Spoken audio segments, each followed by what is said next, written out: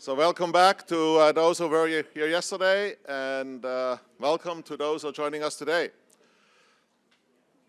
For me, as I mentioned in the reflection yesterday, it was exciting to see I would say, a very good use of virtual design and construction as we define it in many projects in the world, from small projects and small companies to very, very big projects.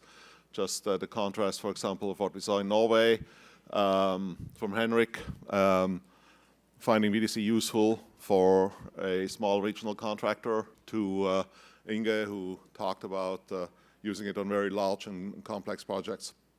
And then, yeah, the different implementations around the world. And when I say VDC as we define it, it's really the reflection of the implications if you have like better technology, like integrated information. You then can realize, we can actually work together differently with the different disciplines. That means our workflow should be different, which means we can accomplish actually very different things. So wherever you start, right, if you start from the reflection, we really need to collaborate better. Well, how we do that?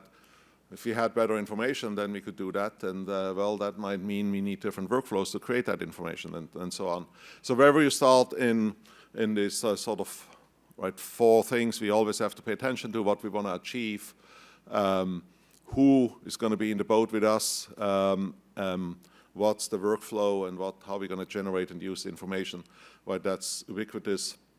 It's on every project. If you improve on one of them, that gives opportunity in the others.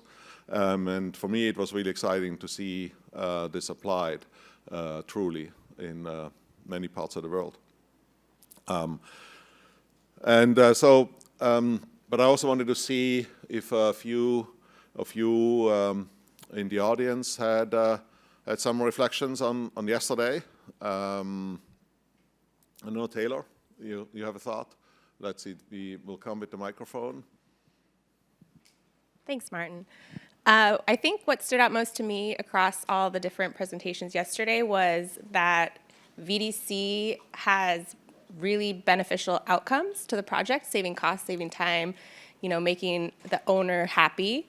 And something that was really critical and important to be able to realize that is making sure that you have your process documented and seeing where you can improve it.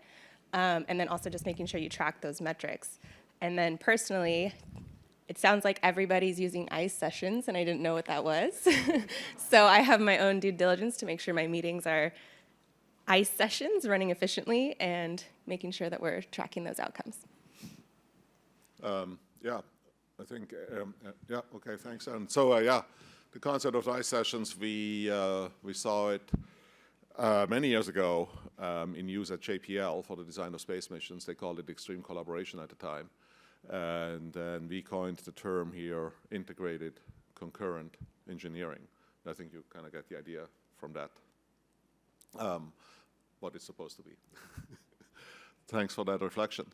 Aaron, Aaron from Swinnerton. Hi, guys. Yeah, I really enjoyed ending the day yesterday looking at the history. It's really great to put this in context and then to see the current context of what everyone is doing in different ways for different purposes. Some of it is regional, or some of it is local in purpose, but a lot of the focus is on the client requirements and what's needed. As a general contractor, oftentimes we inherit all of that, and then all of a sudden it becomes about price and cost. But I think the big thing was that, I think it was Henrik yesterday mentioned the 6 design conditions, and those things are those principles.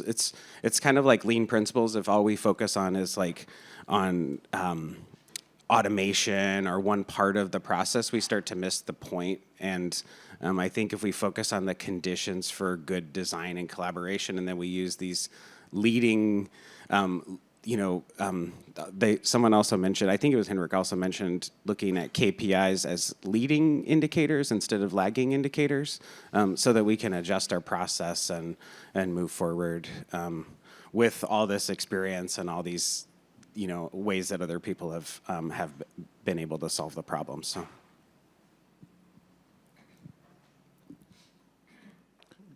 Perspective from Norway. Yeah, Gunnar? Gunnar, ex-Veni. I was very amazed of what's going on in Peru, the work that they do with repeating IPD processes and planning to build 20 buildings in 20 years, increasing their IPD usage in the projects. I just can't imagine how large that will impact the industry, not only for Peru, but probably for at least South America, probably the world, I would say. Thinking of the result they were going to create. Mm-hmm. Yeah, that I agree. That was a nice example to see somebody who has a plan for. We always talk about continuous improvement, and has a plan and a strategy to do that. So a really big flywheel. Yeah, big flywheel. And I guess Johnny, maybe one more reflection. I know, picking on Johnny because he told me there's something he would love to share. Yeah, hi everyone, I'm Johnny from Veni. I'm a VDC mentor, and I've been attending conferences and congresses around technology use in the AEC industry for 10 years. Seen a lot of cool stuff, seen a lot of things that look smart to do. And as a VDC mentor, we've been tracking metrics and performance. But I think yesterday, for the first time, it was a revelation. For me, it was a victory parade of outcomes. We reduced this and we increased that, and equality was just mind-blowing for me. And finally, maybe this will be an eye-opener for the people lagging behind, hopefully. So congratulations to everyone. Yeah. That's for me, that's the problem of the people lagging behind. So as you know, we want to work with the leading companies here, and I think that's why we put together the topics of the day, actually building on just the two comments we had. As you know, the afternoon will focus on how innovations and knowledge is managed across companies. That's a theme that came out at our annual industry advisory board a few months ago, as a key theme that everybody is working on, doing something, struggling with, would like to do better. And so I'm really excited that many of you have agreed to share what you're doing in this respect.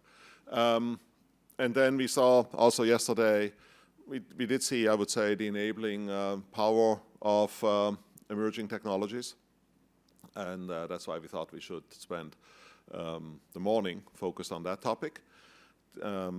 Because, yeah, yes, a tool, as one of my colleagues, Ray Levitt, always says, a fool with a tool is still a fool.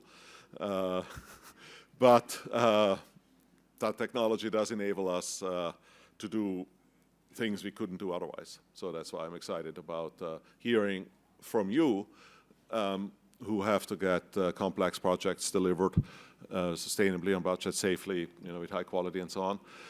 What technologies you find valuable.